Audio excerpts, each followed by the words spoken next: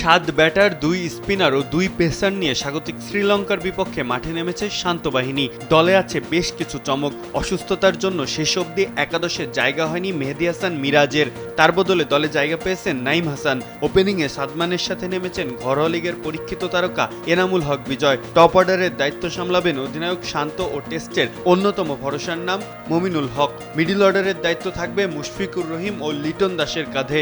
আরেক উইকেটরক্ষক ব্যাটার জাকের আলী থাকবেন শেষের দিকে দলের হাল ধরতে। স্পিন বিভাগের দায়িত্ব সামলাতে হবে অভিজ্ঞ তাইজুল ইসলামকে, তাকে যোগ্য সঙ্গ দিবেন নাইম হাসান। আর পেস বোলিং এর গুরু দায়িত্বটা থাকবে গতিদানব নাহিদ রানার উপর। ওয়ালটন আবারও মিলিয়নিয়ার অফারে ওয়ালটন ফ্রিজ কিনে আপনিও হয়ে যেতে পারেন মিলিয়নিয়ার। তার সাথে জুটি বাঁধবেন আরেক পেসার হাসান মাহমুদ। গলের মেঘলা আকাশে সম্ভাবনা আছে বৃষ্টিরও। পিচ আর আউটফিল্ডের কন্ডিশন বিবেচনায় টস জিতে ব্যাটিংয়ে নেমেছে বাংলাদেশ।